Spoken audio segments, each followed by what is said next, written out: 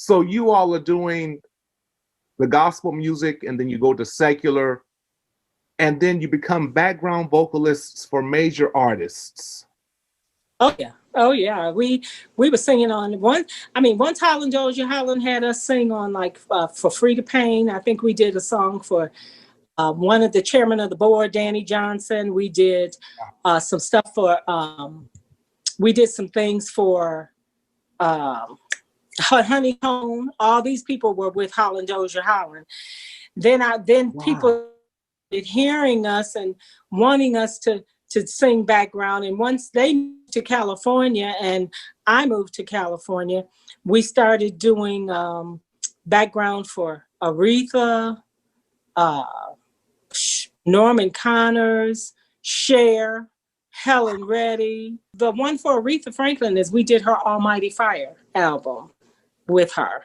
And that, of course, led to McKinley, telling us one day that he had been hearing that Diana Ross was interested in getting some background singers because she was getting ready to do starting with a European tour and then a stateside tour. And that's how, Diana Ross. Yeah. And I'm ready. Yeah, so he came and asked us if we wanted to audition. And of course, we're like, yeah, we'd love to audition. And then he said, well, I'm telling you, she's been turning everybody down. And we're like, yeah, okay, well, we'll audition, because growing up, the Supremes were everything to us. And when we actually went up there to audition, we thought we were going up there to audition for her music director and her road manager. And so we were singing, McKinley was playing, and we had rehearsed Ain't No Mountain High Enough and Reach Out and Touch to audition with. And lo and behold, who comes up the back room but Diana Ross?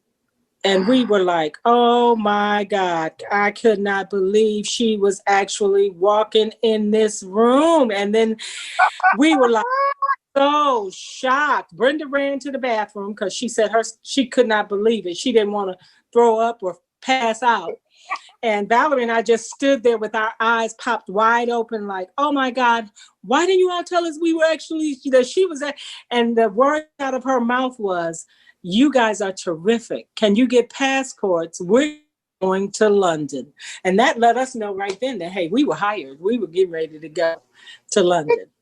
That was we sang back up with her from 76 to 79. And she's the reason why we got with Gamble and Huff.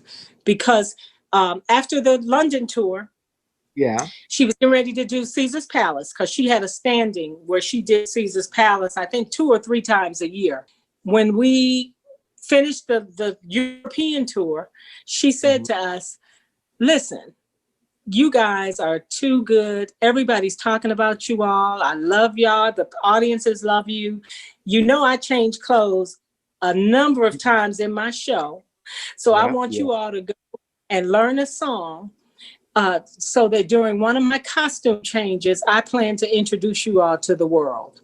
So we're like, oh my God. We were like, oh, this was, we'd only been working for her for like 5 or 6 months. So doing that European tour. And when we decided to choose If I Ever Lose This Heaven by Quincy Jones, that was a big song, a big record back in the 70s. Quincy, If I Ever Lose This Heaven. So we learned that song. And when we opened when she was at Caesar's, that was the first time she said, I'm going to go change clothes and I will be back, but I want you all to meet and listen to my girls. And we would come down off our little ladders and get up there and sing that song.